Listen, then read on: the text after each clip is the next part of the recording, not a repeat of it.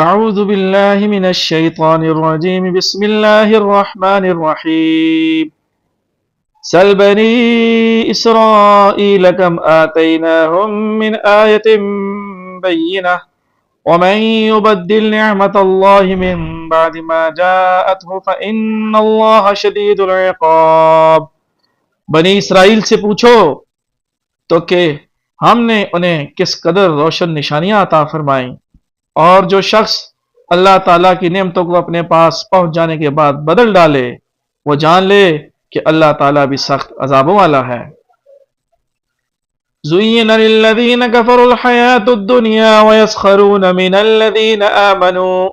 وَالَّذِينَ اتَّقَوْا فَوْقَهُمْ يَوْمَ الْقِيَامَةِ وَاللَّهُ يَرْزُقُ مَن يَشَاءُ بِغَيْرِ حِسَابٍ۔ کافروں کے لیے دنیا کی زندگی خوب زینت دار کی گئی ہے، وہ ایمان والوں سے ہنسی مذاق کرتے ہیں، حالانکہ پرہیزگار لوگ قیامت کے دن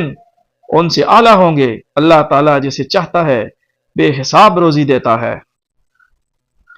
كان الناس أمة واحدة فبعث الله النبيين مبشرين ومنذرين وأنزل معهم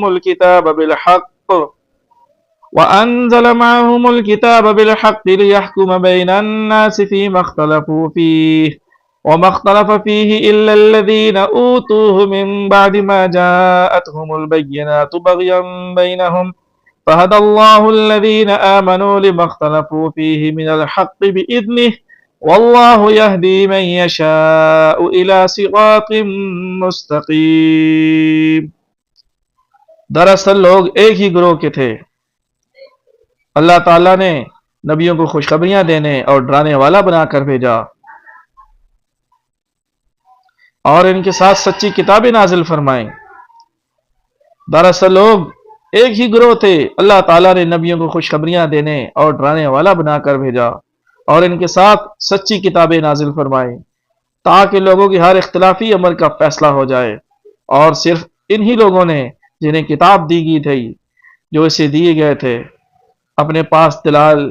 آ چکنے کے بعد آپس کے بغض و عناد کی وجہ سے اس میں اختلاف کیا، اس لیے اللہ پاک نے ایمان والوں کی اس اختلاف میں بھی حق کی طرف اپنی مشیت سے رہبری کی، اور اللہ تعالیٰ جس کو چاہے سیدھی راہ کی طرف رہبری کرتا ہے۔ ام حسبتم ان تدخلوا الجنة ولما يأتكم مثل الذين خلوا من قبلكم مستهم البأساء والضراء وزلزلوا حتى يقول الرسول والذين آمنوا معه متى نصر الله ألا إن نصر الله قريب۔ کیا تم یہ گمان کیے بیٹھے ہو کہ جنت میں چلے جاؤ گے، حالانکہ اب تک تم پر وہ حالات نہیں آئے جو تم سے اگلے لوگوں پر آئے تھے، انہیں بیماریاں اور مصیبتیں پہنچی اور وہ یہاں تک جھنجھوڑے گئے کہ رسول اور اس کے ساتھ کے ایمان والے کہنے لگے کہ اللہ کی مدد کب آئے گی۔ سن رکھو کہ اللہ کی مدد قریب ہی ہے۔ يسألونك ماذا ينفقون قل ما أنفقتم من خير فللوالدين والأقربين واليتامى والمساكين وابن السبيل وما تفعلوا من خير فإن الله به عليم۔ آپ سے پوچھتے ہیں کہ وہ کیا خرچ کریں، آپ کہہ دیجئے جو مال تم خرچ کرو وہ ماں باپ کے لیے ہے اور رشتہ داروں اور یتیموں اور مسکینوں اور مسافروں کے لیے ہے، اور تم جو کچھ بھلائی کرو گے اللہ تعالیٰ کو اس کا علم ہے۔ كتب عليكم القتال وهو كره لكم وعسى أن تكرهوا شيئا وهو خير لكم وعسى أن تحبوا شيئا وهو شر لكم والله يعلم وأنتم لا تعلمون۔ تم پر جہاد فرض کیا گیا گو وہ تمہیں دشوار معلوم ہو، ممکن ہے کہ تم کسی چیز کو بری جانو اور دراصل وہی تمہارے لیے بھلی ہو، اور یہ بھی ممکن ہے کہ تم کسی چیز کو اچھی سمجھو حالانکہ وہ تمہارے لیے بری ہو۔ حقیقی علم اللہ ہی کو ہے، تم محض بے خبر ہو۔ يسألونك عن الشهر الحرام قتال فيه قل قتال فيه كبير وصد عن سبيل الله وكفر به والمسجد الحرام وإخراج أهله منه أكبر عند الله والفتنة أكبر من القتل ولا يزالون يقاتلونكم حتى يردوكم عن دينكم إن استطاعوا ومن يرتد منكم عن دينه فيمت وهو كافر فأولئك حبطت أعمالهم في الدنيا والآخرة وأولئك أصحاب النار هم فيها خالدون۔ لوگ آپ سے حرمت والے مہینوں میں لڑائی کی بابت سوال کرتے ہیں، آپ کہہ دیجئے کہ ان میں لڑائی کرنا بڑا گناہ ہے، لیکن اللہ کی راہ سے روکنا، اس کے ساتھ کفر کرنا اور مسجد حرام سے روکنا اور وہاں کے رہنے والوں کو وہاں سے نکالنا اللہ کے نزدیک اس سے بھی بڑا گناہ ہے، یہ فتنہ قتل سے بھی بڑا گناہ ہے۔ یہ لوگ تم سے لڑائی بڑائی کرتے ہی رہیں گے یہاں تک کہ اگر ان سے ہو سکے تو تمہیں تمہارے دین سے مرتد کر دیں، اور تم میں سے جو لوگ اپنے دین سے پلٹ جائیں اور اسی کفر کی حالت میں مریں، ان کی اعمال دنیاوی اور اخروی سب غارت ہو جائیں گے، یہ لوگ جہنمی ہوں گے اور ہمیشہ ہمیشہ جہنم میں ہی رہیں گے۔ ان الذين آمنوا والذين هاجروا وجاهدوا في سبيل الله اولئك يرجون رحمة الله والله غفور رحیم۔ البتہ ایمان لانے والے،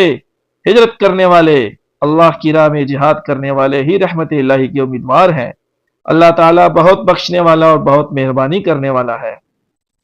يسألونك عن الخمر والميسر قل فيهما إثم كبير ومنافع للناس وإثمهما أكبر من نفعهما ويسألونك ماذا ينفقون قل العفو كذلك يبين الله لكم الآيات لعلكم تتفكرون۔ لوگ آپ سے شراب اور جوئے کا مسئلہ پوچھتے ہیں، آپ کہہ دیجئے کہ ان دونوں میں بہت بڑا گناہ ہے اور لوگوں کو اس سے دنیاوی فائدہ بھی ہوتا ہے، لیکن ان کا گناہ ان کے نفع سے بہت زیادہ ہے۔ آپ سے بھی دریافت کرتے ہیں کہ کیا کچھ خرچ کریں، تو آپ کہہ دیجئے حاجت سے زیادہ چیز اللہ تعالیٰ اسی طرح اپنے احکام صاف صاف تمہارے لیے بیان فرما رہا ہے تاکہ تم سوچ سمجھ سکو۔ فی الدنیا والآخرہ وَيَسْأَلُونَكَ عَنِ الْيَتَامَى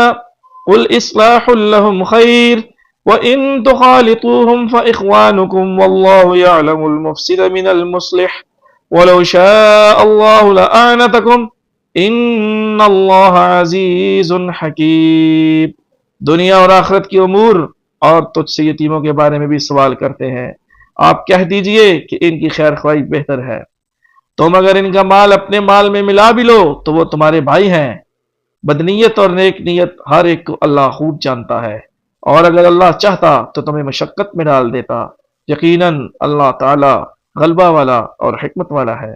آمنت باللہ وصدق اللہ ومولانا العظیم۔